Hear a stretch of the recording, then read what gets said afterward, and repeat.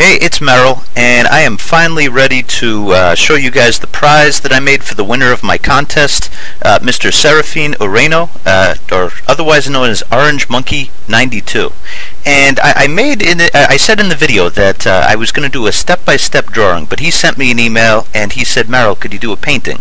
And, you know, he worked so hard on his, that was totally fine with me. So I'm going to make him a painting. Hit the link in the video description below the video to go to a guide that I made for how I made this work of art. It's a painting, but it's kind of complicated. You'll see all of the steps that I do, and you'll find out about the supplies that I used to get to the end result. Alright, so here we go. I'm going to make kind of complicated as simple as possible, I hope. I've gotten pretty good at pencil drawings, and it's my most comfortable way to start a painting. Now here's the thing. I've studied traditional painting. Most traditional painters use vine charcoal because it blends right in with the paint when you add it. But I'm not going to be doing the painting on this piece of paper. Yes, I know I just lost everybody. You'll see what I do. The painting is going to be done on canvas. You'll see how I transfer the image from the paper to the canvas in about 2 or 3 minutes. But on this paper, it was a drawing. Then I used illustration markers to get the basic colors down. No real detail with the illustration markers. And then on top of that, I am going over it with colored pencil. Colored pencil is great because it is mixable, and you could really do those fine details. I love the colored pencil around the eyes, the nose, the mouth, the features of the face.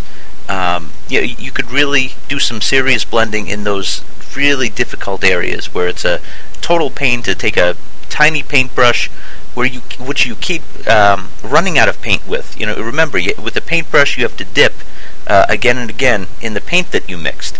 And you know, color pencil, you don't have to do that because it's, you know, it's solid form, and you're putting it down, and you can of course mix with another color pencil. But anyway, I like doing it this way because I see this as one of the layers of a painting. You know, not the end result per se, or sometimes it is. You can do you know, very sophisticated results with colored pencil. But in terms of my favorite works of art of all time, they're all paintings. There's something about standing in front of a painting, and you see all of the different layers and the light shines through all of those layers and bounces off of the surface of the painting. It's the most skin-like that you can get, and that's really, really important. Okay, but wait a second, Merrill. If you're saying that paint gives you the most sophisticated result, then why aren't you, painting from the very beginning? And to answer my own question, it's taken me a long time to do paintings. It takes the drying time, the mixing time, the cleanup time. It's a total high-maintenance medium. I'm not trying to say don't do it. You should definitely do it. But it definitely is a lot of work to paint and takes a lot longer. I am cutting the time of my process in half by doing the layer of illustration marker followed by the layer of paint. And he looks a little bit sunburned here, but we're going to fix that. And here's how we're going to fix it. I'm putting it into a scanner, and then I'm going to use my favorite investment of all time, which is a Hewlett-Packard Designjet 510 printer. Click the link in the video description. It'll give you more of a description of that, but it's come down in price big time, and it's a fantastic tool for artists. And I printed out a high-quality print onto canvas, and I wasn't able to save this video, and I apologize for this, but I manipulated it a little bit with Photoshop. I did some touch-ups, and it gives me a chance to refine it even further. But now that I have this, I'm going right over it with oil paint, and again, there's no, out of every art medium out there, I think that you could get the most sophisticated results by finishing it with a painting. And again, the layers below, that was to speed up the time, because oil paint takes a long time to dry. Let's see. So let me look at my notes here. These are the colors that I used for oil paint.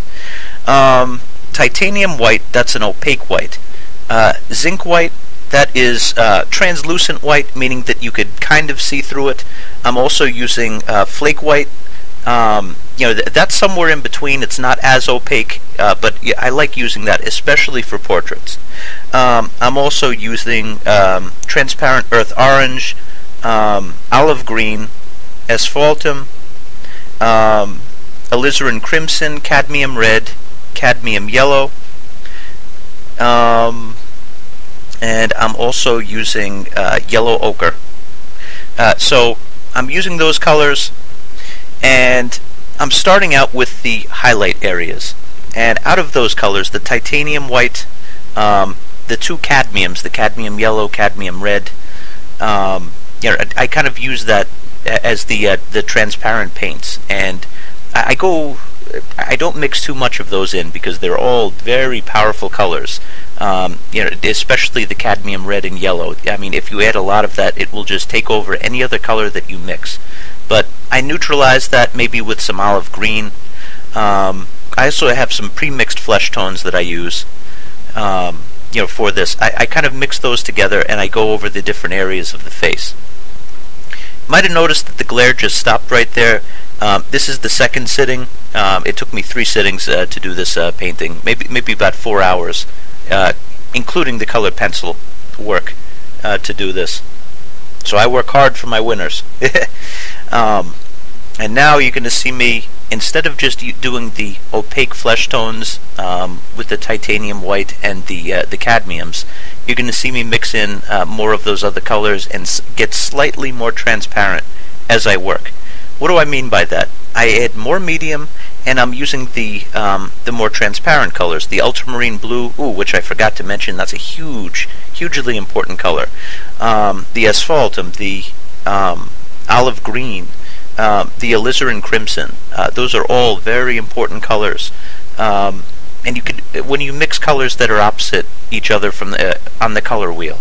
For instance, if you mix a red and a green, you're going to get a brown. You're going to get something that is a flesh tone. And I have a bunch of colors here, and I mix the color opposite to get the flesh tones, and I kind of look at the image, and I tweak it a little bit with the with all of those colors to get as close to a match as I can.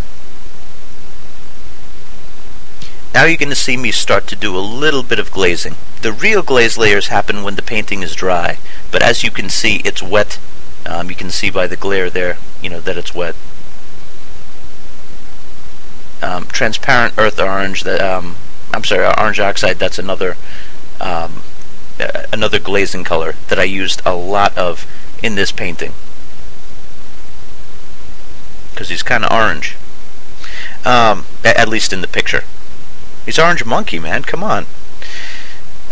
Okay, this is olive green, and I'm doing a glaze layer of olive green right there. And I'm putting it on top of the background. I'm also going to put it on top of the clothing. Not defining the clothing too much. You're going to see me pull this over the face. And that creates a shadow right on the face. So if it was watercolor, it would be called a wash. But since it's oil paint, it's called a glaze. I just glazed some oil paint right on top. And after this dries, well, I'm working it in right now, and I'm trying to, if you notice, I put some other colors down. I'm going to try to put some other colors right into that. But after it dries, I'm going to do another layer of glazing. Notice the colors that are on my palette right there. It's the same ones as before.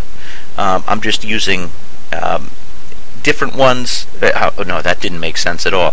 Same ones as before, but the ones that I didn't use as much of last time, I'm using more of now. So it was the opaque colors. Now I'm using the transparent colors. That red tape is really annoying to look at right now. That's not part of the painting. It's just to keep it down. It's painter's tape. It separates the. It basically protects the white around the painting. and it allows me to go right to the edges. Alright, so I noticed a big glare. We're at the final part. And this was quite a workout, by the way. I've never really like worked on top of a painting, or I've done it like once before. Quite the workout. So talk about action painting. Yeah, I got a workout, and I did some art at the same time. This is what it looked like after the glaze layers dried, and now it's time for the true finishing touches. Notice I'm using a lot of brushes, and they're all soft tipped. I use bristle brushes to begin. As the painting progresses, I use the more soft tip brushes, and that's an important point to remember. And I guess that's about it. I'm going to hold on to the painting for like another 4 weeks or so. It should actually be longer. Sorry, Seraphine, but I have to varnish it, or else it's not going to look right. It dries unevenly if you don't varnish it. Yeah, there's the finished work. Just have that coat of varnish, and then I will be happy to send it to you. Congratulations, you did a fantastic job on your interpretation of the young little old man as a robot. Congratulations. Alright, everybody, thanks for watching.